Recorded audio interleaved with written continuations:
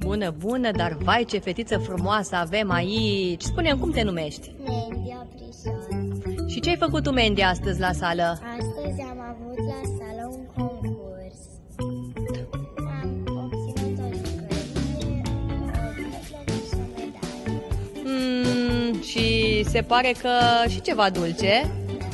Da.